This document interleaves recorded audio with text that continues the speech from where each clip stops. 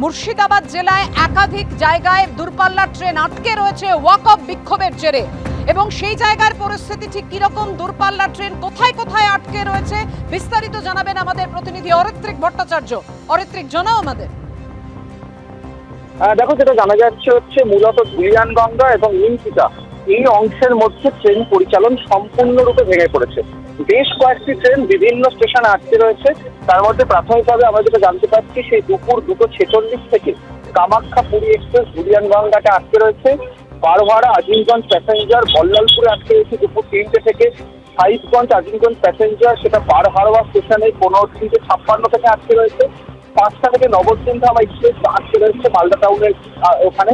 Azimganj Malda town passenger সেটাও জঙ্গিপুর রোডে 5:11 থেকে আটকে রয়েছে। প্রাথমিকভাবে এই কয়েকটি ট্রেনের কথা বলা হলে যেটা বলা হচ্ছে যে যত সময় যাচ্ছে আটকে থাকা ট্রেনের সংখ্যা বাড়ছে, বিভিন্ন স্টেশনে আটকে থাকা ট্রেনের ভিড় বাড়ছে। এবং মুর্শিদাবাদ যেহেতু উত্তরবঙ্গ এবং দক্ষিণবঙ্গের মাঝে একটি অত্যন্ত গুরুত্বপূর্ণ জায়গা, এবং সেখানে কিন্তু কার্যত এই বাংলার উত্তর এবং দক্ষিণের মধ্যে পরিষেবা প্রায় ভেঙে পড়ার মতন পরিস্থিতি হচ্ছে, কারণ কোনো ট্রেনই কিন্তু এই মুহূর্তে ওই অংশে ক্রস করতে পারছে না। সম্পূর্ণভাবে রেল লাইনের ওপর বসে বিক্ষোভ করা হচ্ছে। আরপিএফ এখনো পর্যন্ত কোনো স্টেপ নিতে পারেনি, কারণ আরপিএফ এর তরফ থেকে যেটা বলা হচ্ছে যে স্টেপ নিতে গেলে আরো বেশি ভয়ানক পরিস্থিতি হতে পারে, এমন একটা পরিস্থিতি। এবং আপাতত এই আন্দোলন এবং এই বিক্ষোভ চলছে। ধন্যবাদ তোমায় অরিত্রিক। মুর্শিদাবাদের পাশাপাশি পাক সার্কাসের ছবি দেখাবো, যেখানে এই একই দাবিতে অর্থাৎ ওয়াকআপ আইন বাতিলের দাবিতে পাক সার্কাসে বিক্ষোভ। আলিয়া বিশ্ববিদ্যালয়ের ছাত্রছাত্রীদের ভাঙা হলো পুলিশের ব্যারিকেড, রাস্তা অবরোধ করা হয় সেখানে।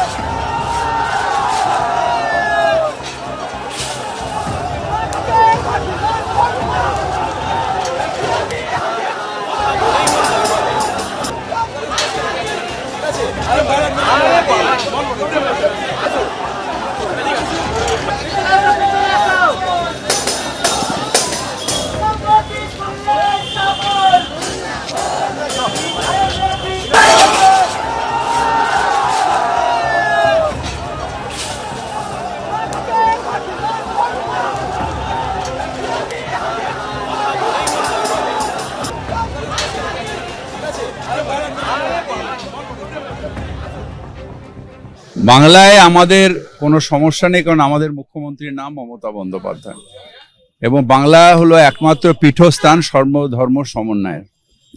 এখানে যে বিলটা দিয়ে ধর্মীয় বিভাজন করার চেষ্টা করেছে সেন্ট্রাল গভর্নমেন্ট, সেটা এখানে বাংলায় তার কার্যকারিতা নেই। কিন্তু 16 তারিখে মুখ্যমন্ত্রী নিজে একটা মিটিং করবেন, সেখানে ইমাম, মসজিদ, ইন্টেলেকচুয়ালস এরা সবাই থাকবে। সেখানে তার স্ট্যান্ড তিনি জানাবেন। কিন্তু এই লড়াইটা সুপ্রিম কোর্টে লড়তে হবে, এই লড়াইটা এখন এখানে লড়বে না।